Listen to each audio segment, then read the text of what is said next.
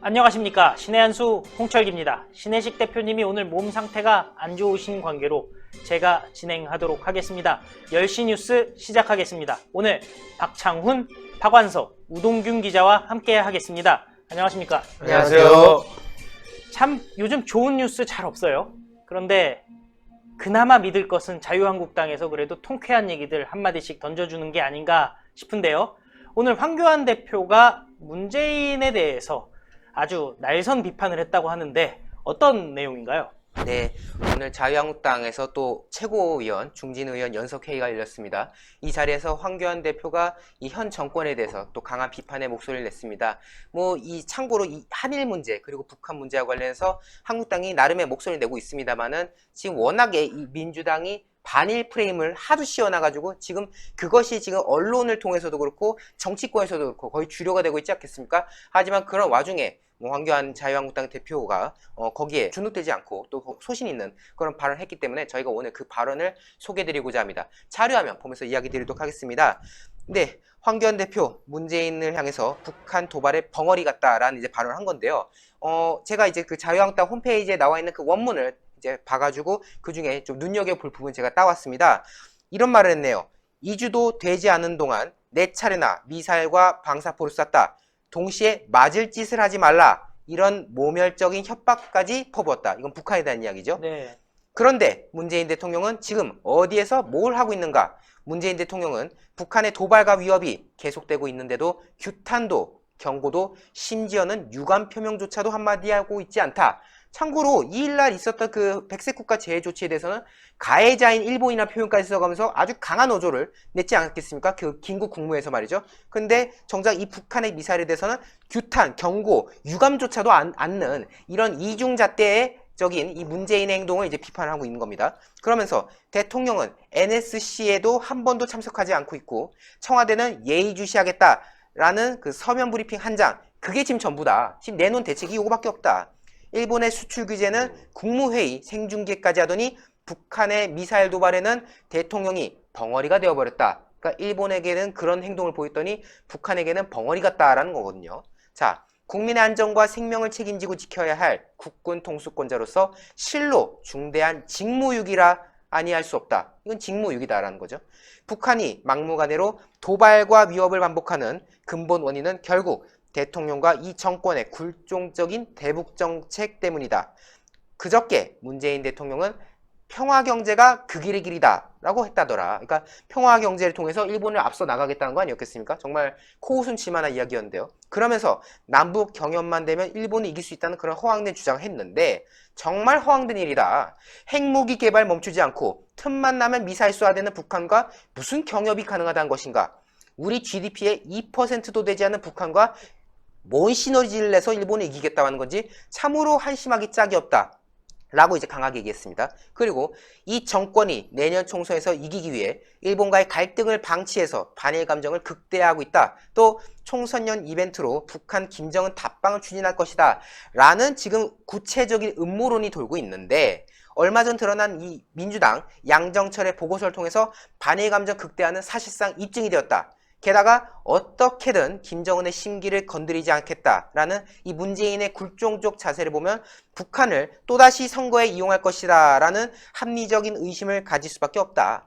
우리 경제와 안보 모두 무너뜨리더라도 오로지 선거만 이기면 된다는 그런 만국정 발상 아닌가? 문재인 대통령이 계속 말 한마디 제대로 못하고 북한 김정은의 비위 맞추기를 일관한다면 결국 이러한 음모론은 스스로 입증하는 꼴이 될 것이다. 마지막이죠.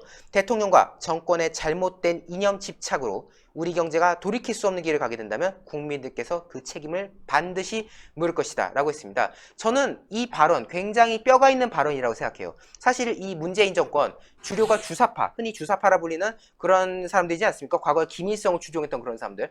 그리고 젊은 시절에 일을 해서 돈을 벌기보다는 시위를 해서 후원금 받아먹고 돈을 벌었던 그런 사람들이 지금 이 청와대라던가 정부의 요직에 지금 앉아있는 그런 상황인 건데 이런 사람들이 국민의 뭐 경제 그리고 국민의 안보를 논하니까 정말 한심하기 짝이 없다라는 것을 이제 돌려서 표현했다라고 볼 수 있고요. 또 뿐만 아니라 지금 제가 오늘 일일 뉴스에서도 사실 언급했습니다만은 흔히 좌파 뭐 어디서 출처는 없는 말입니다만 역사를 잊은 민족에게 미래가 없다고 말하지만은 일본에 대해서는 잊지 말자고 그렇게 말하지만은 가장 최근에 있었던 북한의 도발에 대해서는 1도 정말 전혀 생각하지도 않는 정말 까마득하게 잊어버리는 그런 행동을 보였지 않습니까? 일본에게 보이는 그 자세의 반만 보여줘도 충분히 북한에게 경고의 메시지를 보낼 수 있을 텐데 죽었다 깨어나도 북한에게는 경고는커녕 오히려 굴종적인 모습, 심지어 미사일 발사하는데 그 북한에서는 그걸 가지고 하는 이유가 F-35들이 오고 한미 연합훈련하니까 안 된다. 너네 그거 하니까 우리가 항의 차원에서 하는 거다. 그렇게 말을 하고 있는데 거기에 대해서 우리 국방부는 뭐 너네 지금 뭔 말 같지도 않은 소리 하냐? 이렇게 뭐 지적을 하거나 오히려 북한에 대해서 뭔가 따끔한 말을 하는 것이 아니라 정반대로 오히려 뭐 이 상황에 대해서 훈련 상황에 대해서 잘 설명해주고 있다. 이런 말을 지금 국회에서 하고 있는 게 바로 청와대 정부 사람들 아니겠습니까?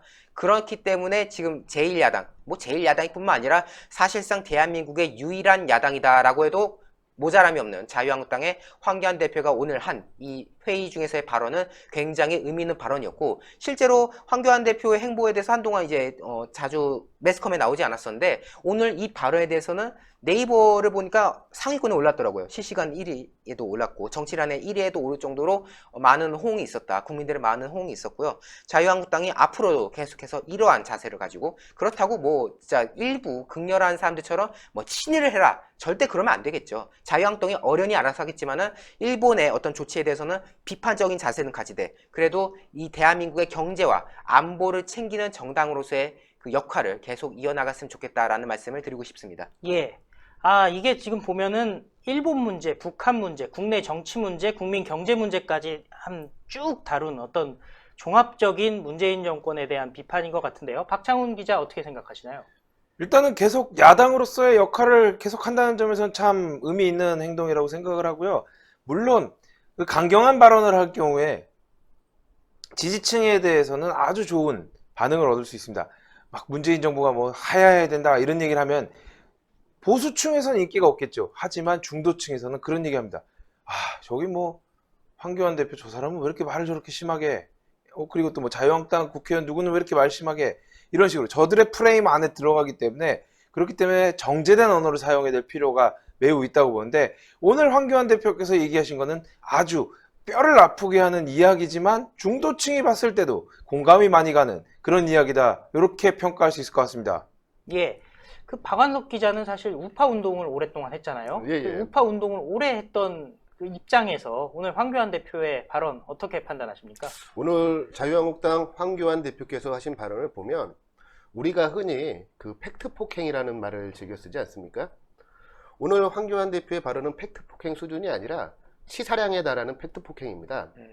문재인 정권의 과오에 대해서 야당의 당수로서 당연히 해야 하실 말을 정제된 표현으로 예의를 지키면서 잘 해주셨다고 저는 생각을 합니다. 예, 감사합니다. 우동균 기자 혹시 뭐 이거에 대해서 정리하실 발언이 있나요? 저는 이제 뭐 앞서도 언급했지 않겠습니까? 그러니까 저는 늘 이렇게 말합니다. 일관성을 가지자. 일본에게 보이는 태도에 반만 해도 북한에게 지금 이렇게 굴종적으로 나갈 수 있겠느냐라는 것을 저는 항상 되묻는 거거든요. 실제로 지금 북한이 오히려 지금 이 정부의 행태 때문에 더 도발하는 것 같다라고 저는 생각합니다. 이게 무슨 말이냐면요. 지금 정부가 북한에서 뭔 짓을 해도 지금 뭐 유감 표명조차 똑바로 못하는 거 아닙니까? 미사일을 쏴도 분석 중, 그리고 뭐 일본에 대해서는 연구 중. 지금 얻어맞는 상황이에요. 그러니까 뭐 하나 제대로 펀치를 날리는 게 아니라 계속 얻어맞고 막고 있고 지금 그런 상황이지 않겠습니까? 북한이 이제 문재인 정부에 대한 스캔을 다 한 것 같습니다. 문재인 정부가 얘들 정말 아무것도 아니다. 얘는 뭐 종이 호랑이도 아니고 그냥 종이다. 그냥 종이 수준이다. 얘들은 그냥 뭐 아무리 까도 어차피 뭐 우리한테 함부로 못할 거고 아니 우리가 뭐 미사일을 쏘든지 뭐 핵을 하든지 어차피 레드라인 한때 또 뭐 레드라인 그 발언이 있었거든요. 문재인 대통령. 근데 해도 북한에 하도 관대하니까 그런 말이 있었어요. 도대체 문재인의 레드라인은 얼마나 관대한 것이냐라는 말이 과거에 회자됐던 그 기억이 갑자기 떠오르는데 그만큼 이 문재인 정부가 이렇게 굴종적이고 굴욕적이고 거의 뭐 사실상 북한의 하수인 노릇을 자처하는 상황이 되니까 그러니까 북한이 오히려 더 도발하는 것은 아닌지라는 생각을 좀 하고 싶습니다. 예, 아유, 자유한국당이나 우리 애국 세력, 보수 세력들이 하는 말, 문재인 정권이 반만이라도 좀 들었으면 나라가 이 모양 이 꼴이 되지는 않았을 것 같은데요. 어쨌든 좀 지켜보시고 또 우리가 행동해야 될 때는 행동에 나서야 될 것 같습니다. 자, 박창훈 기자, 준비하신 뉴스가 어떻게 되죠? 네, 지난 6월 달에 김대중 전 대통령의 부인이었던 이희호 여사가 사망을 했습니다. 그런데 다들 그냥 뭐 추도식도 하고 뭐 장례식도 사회장으로 치르고 원활하게 끝난 거라고 다들 생각하지 않았겠습니까? 네. 그런데 아직까지 이것에 대해서 문제가 많이 있다. 이런 보도가 있어서 여러분들께 좀 알려드리도록 하겠습니다.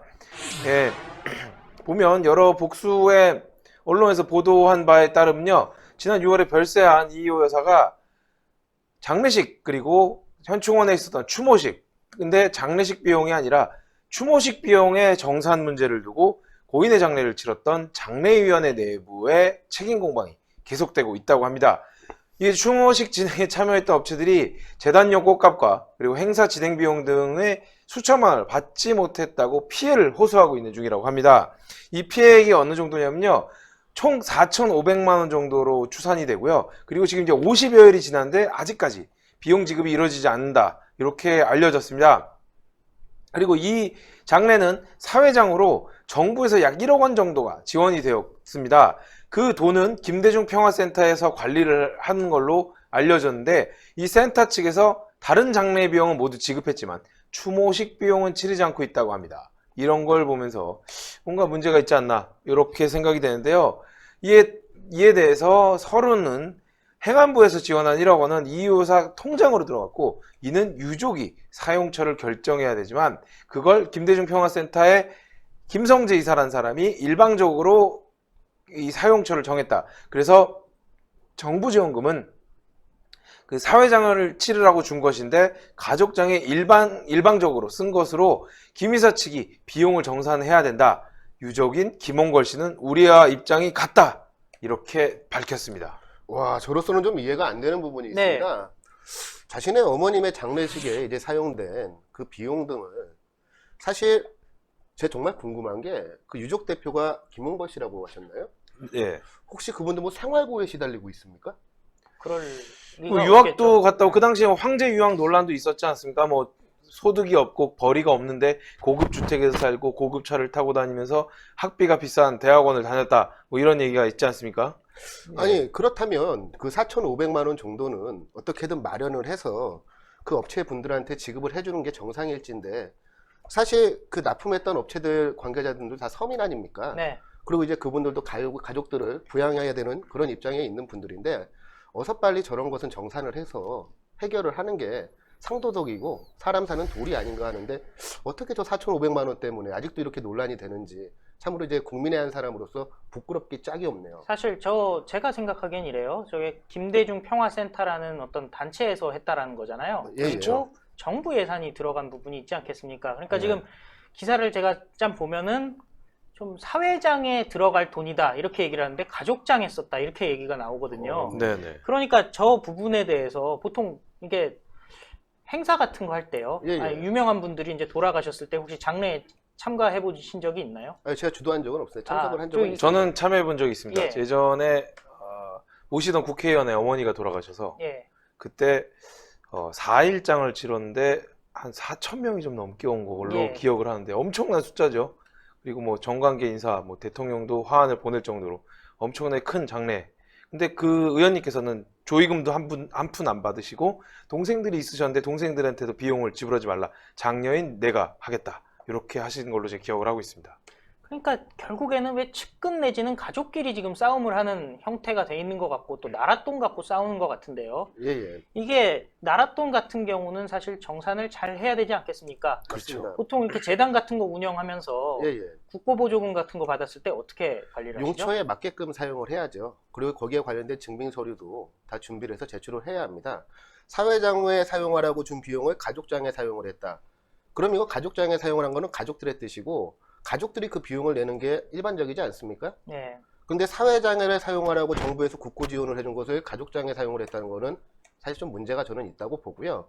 사실 고인 가시는 길에 그분의 생전 활동에 대해서 긍정적인 평가, 부정적인 평가 모두 존재하고 있지만 저는 사실 부정적인 평가 쪽에 있는 사람입니다.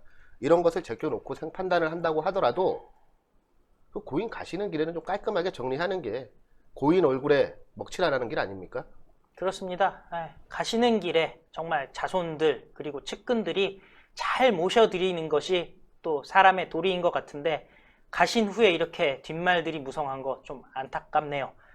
자, 박 기자 또 준비하신 기사 있죠? 예, 스웨덴 소식입니다. 아, 외신 소식. 스웨덴요? 예, 네. 앞으로 외신을 주로 관심을 아. 가지고 이렇게 뉴스를 소개시켜 드리려고 합니다. 자, 우리 길바닥 돌아다니다 보면 예전에 거지들 많이 보셨죠? 아, 예. 요즘 한국 사회에서 이제 거지 보기가 쉽지가 않은데 아직도 유럽에서는 길거리를 돌아다니다 보면 거지들이 구걸하는 사람들이 많이 있습니다. 드디어 스웨덴이 구걸 허가제를 도입했습니다. 구걸 허가제. 그게 국어를 무슨 허가하고 말이죠? 말고가 있나요, 그게? 구걸을 아무나 할 수 있는 것이 아니라 정부에서 허가받은 자들만 구걸을 할 수 있는 구걸 허가제 도입 소식을 알려드리도록 하겠습니다. 자료화면 부탁드립니다. 스웨덴 스톡홀름 서부의 에스킬라투나시에서 지난 1일부터 시행을 했습니다. 구걸 허가제의 도입 배경은 정부가 구걸 행위를 통제하여 구걸 행위의 진입 장벽을 높여 조금 더 어렵게 하기 위함이라고 합니다. 그 신청 방법을 알려드리도록 하겠습니다. 우리 신의 한수 시청자분들께서는 당연히 구걸하실 분이 없으시겠죠. 하지만 구걸 허가증 발급 방법도 혹시 궁금하실까봐 한번 준비해봤습니다. 신청자의 신분증을 지참하고 경찰서를 방문하거나 온라인상에서 서류를 직접 작성해 제출합니다. 신청 시 250크로나 한화 약 31,000원 정도를 성금으로 주고 허가증을 수령한 후에 3개월 동안 구걸 영업행위를 할 수가 있습니다. 만약 허가증 없이 구걸하다 적발될 경우 4,000크로나 한화 약 50만원의 벌금이 부과가 된다고 합니다. 지금 현재 스웨덴 공영방송 SVT에 따르면 지난 주말 8건의 구걸 허가 신청이 접수가 되었고요. 허가증 없이 시내 중심가에서 구걸하던 유럽연합 시민 3명이 경찰에 의해 새로운 법을 통보받고 이동했다고 보도되었다고 합니다. 즉 구걸 허가제가 도입이 되었고 제도가 정착되어 가고 있는 상황이라는 이야기입니다. 지금 보면요. 또 특이한 게 스웨덴 국민이라고 얘기를 안 하고 유럽연합 시민이라고 얘기를 하고 있어요. 예, 결국엔 예. 이것도 외국인 문제랑 좀 관련이 될 것 같은데요. 그 유럽에서 이제 주로 이제 그 구걸 행위로 이제 문제를 일으키는 분들이 우리 집시라고 알고 있지 않습니까? 들어보셨죠? 네, 그렇죠. 집시. 네. 이분들이 특정 지역에 정착하여 거주하지 않고 본인들의 그 형편에 맞게 이동을 하면서 이제 주로 이제 구걸 그리고 그 매춘 이런 행위들을 통해서 이제 삶을 이어가는 분들이 계시는데요. 아마도 이제 이런 분들이 아닌가 하는 저는 생각이 듭니다. 예. 우동균 기자 구걸하는 사람들 많이 봤나요? 많이 보죠. 아, 어디서 많이 봤어요? 지하철 이런 데 많이 보고 또 역사 올라가고 내려가고 또 많이 보지 않습니까? 그러니까 요새 대체로 그 노숙하시는 분들이 또 대체로 구걸도 병행을 하지 않습니까? 참 마음이 아프죠. 구걸을 한다는 거는 어떻게 보면은 거의 사실상 제대로 된 정상적인 뭔가 생업을 하는 것은 아니기 때문에 이거는 참 사실 사회적인 문제인 것도 한데 제가 좀 흥미롭게 생각했던 거는 구걸을 허가한다는 거는 이제 구걸도 장사의 일부 비즈니스로 본다는 건지 그게 참 저는 이해가 안 되는 부분이네요. 그 구걸 행위라는 표현이라기보다는 속된 말로 삥 뜯는다 라는 네. 느낌이 저는 많이 듭니다. 아, 삥 뜯는다. 사실 실제로 이런 사건들도 있었습니다. 노숙자가 돈을 요구를 했는데 그거를 거부하는 시민을 폭행한 사건 사고들도 국내에서 많이 발생을 했었었고요.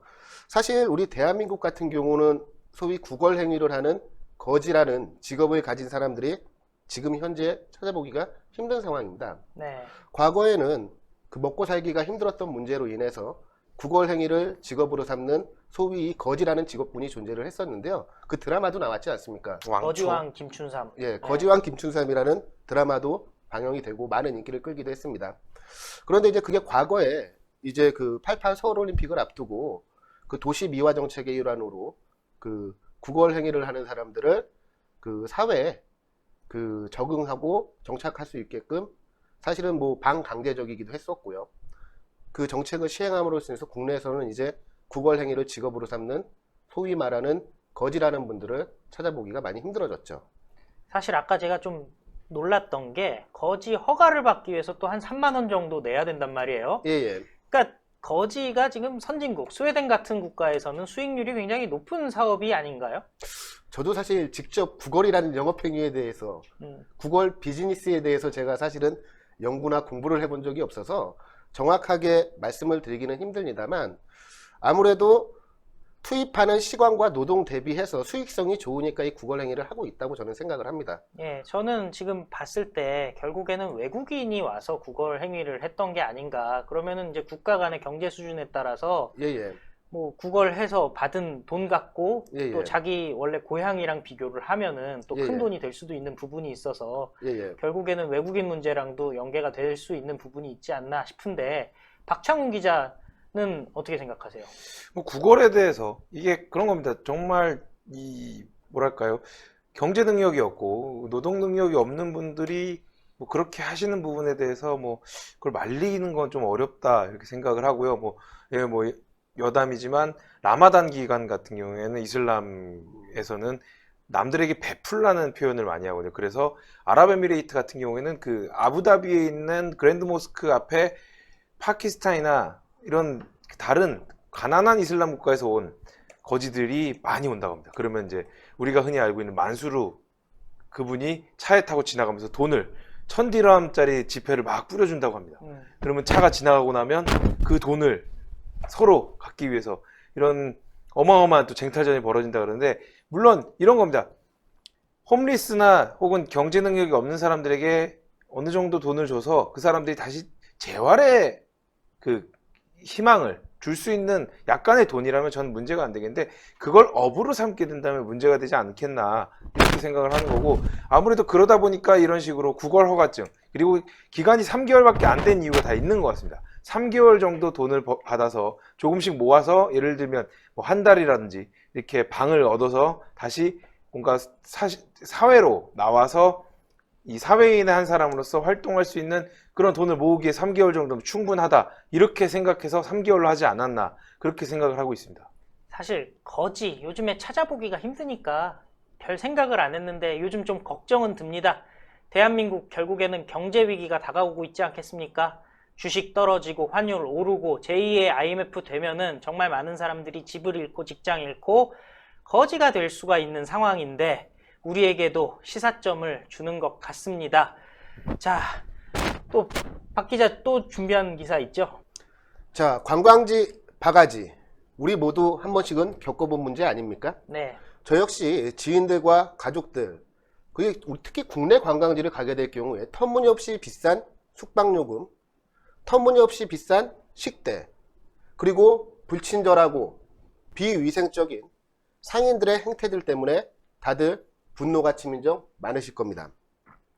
지금 강릉, 대한민국의 대표적인 동해안 관광지 아니겠습니까? 네. 이 강릉시청에 지금 관광객들의 민원으로 아주 폭주하고 있다고 합니다. 강릉시청 홈페이지에 관광객들의 성토가 이어지고 있습니다.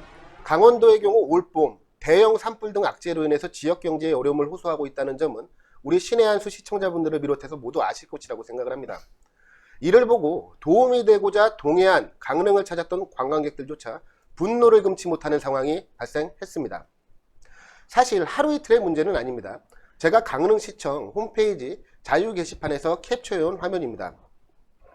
한번 읽어드리도록 하겠습니다. 음식맛 최악, 청결 상태, 가격만 최고다. 정모 씨가 남기신 글입니다.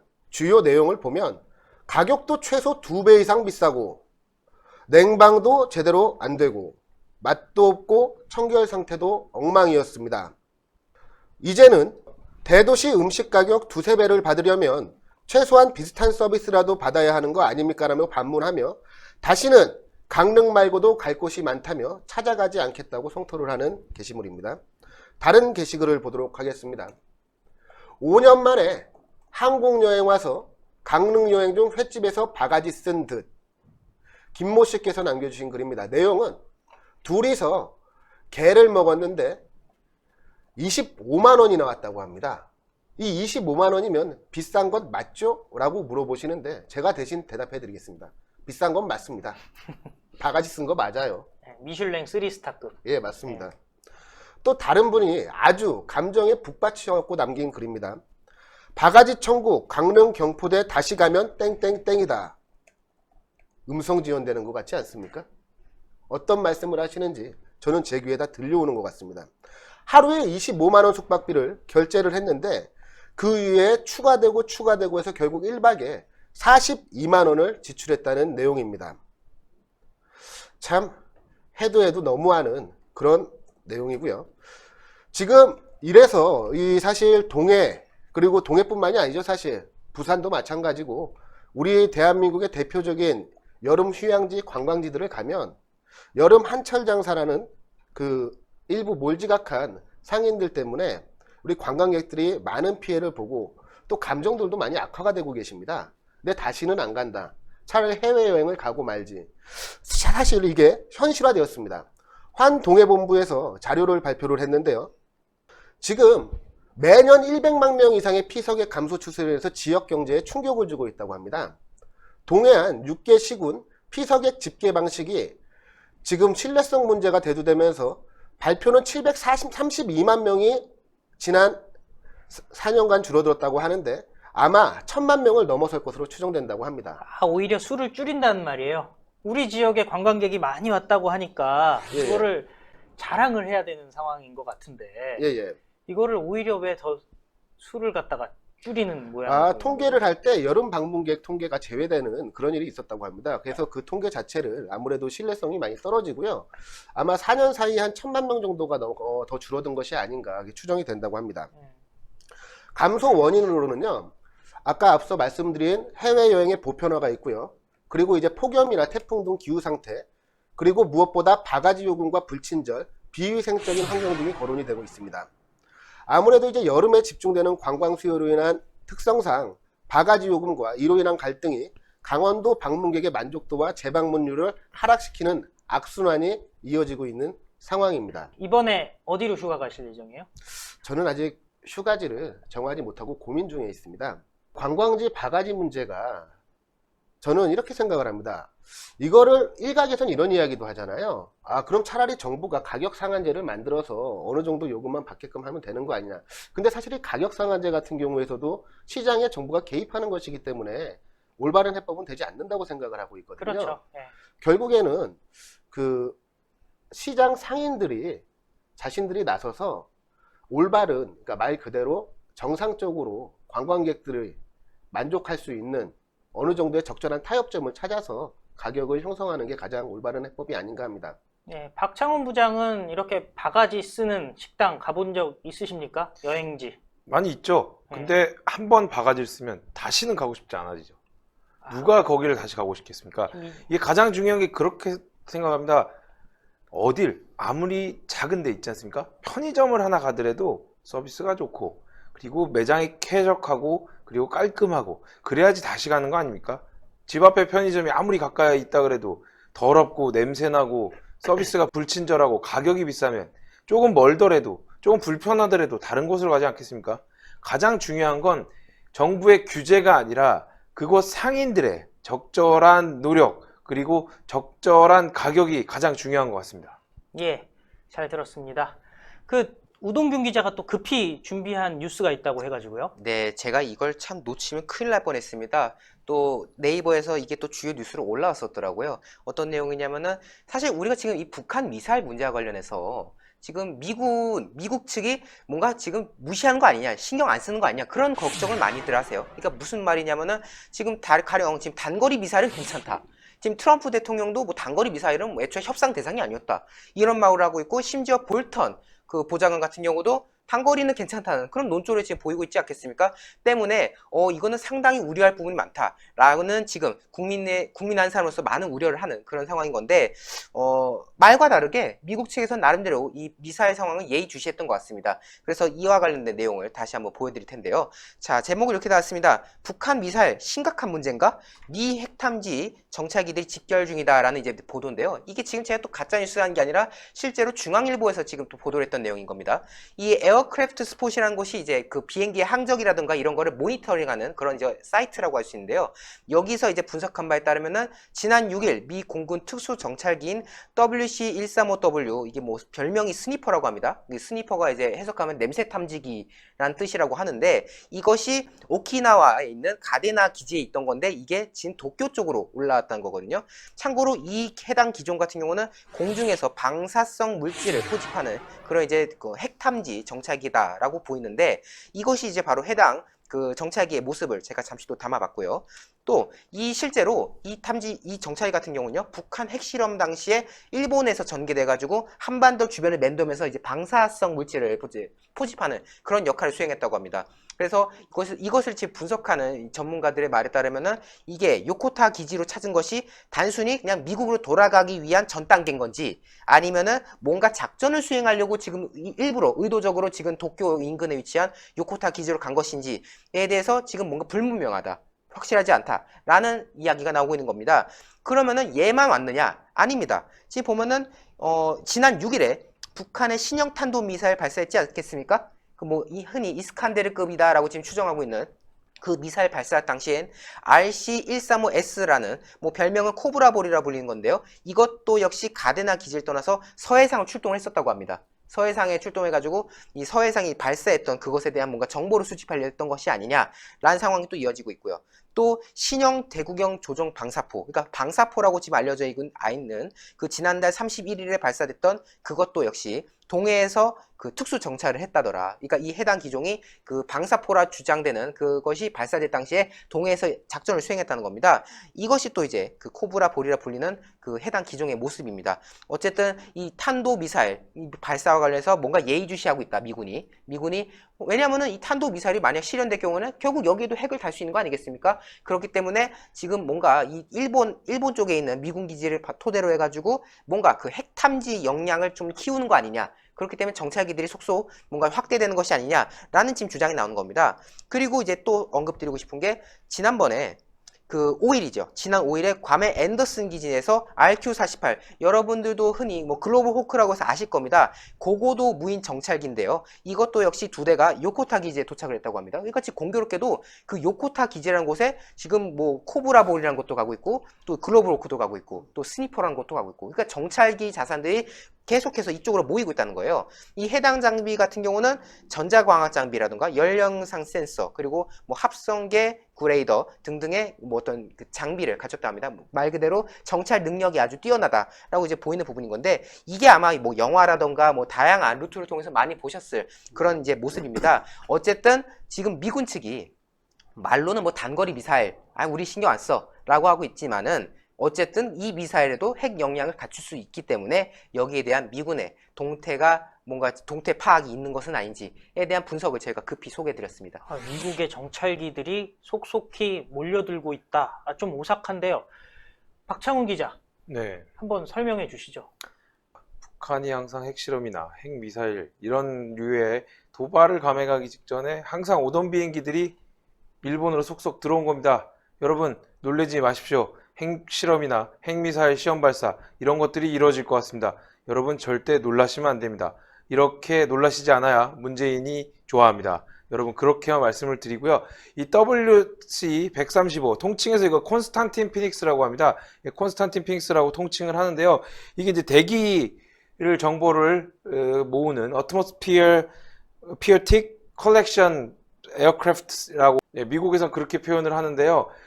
어쨌든 이 비행기가 여러 대 왔다. 근데 지금까지 이 비행기가 왔을 때 핵실험을 안 한 적이 없었고 핵 관련 무언가 있었다는 게 바로 역사가 증명해주고 있습니다. 곧 이 비행기들이 왜 왔는지 알게 될 것 같다. 이렇게 말씀을 드리고요. 저도 지금 미군이나 그리고 미 대사관 그리고 우리나라 국정원 이런 쪽에 계속 여기저기 안테나를 펼쳐놓고 있는데요.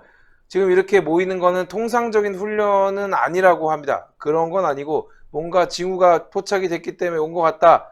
이렇게까지만 이야기를 해주고 있습니다. 더 이상 자세한 얘기는 제가 방송에서 말씀드리기가 어려워서 그렇게까지만 이야기하고 그냥 통상적인 핵실험일 수도 있고 핵 도발일 수 있으니까요. 여러분들 너무 놀라지 않으셨으면 좋겠습니다. 네. 뭔가 진짜 오싹한 일이고, 사실 황교안 대표가 얘기했던 문재인 정권은 벙어리다라는 말에 딱 맞는 기사였던 것 같습니다. 네. 아유, 오늘도 좋은 소식 전해드리지 못한 것 같아서 정말 죄송합니다. 결국 총선 승리, 대선 승리, 정권 교체 이루어서 좋은 소식으로 하루하루가 가득 찰 날 10시 뉴스 보고 나면 아유 기분 좋다 하고 잠들 날 기대해 봅니다. 오늘 하루 잘 마무리하시고 내일 1일 뉴스로 찾아뵙겠습니다. 감사합니다.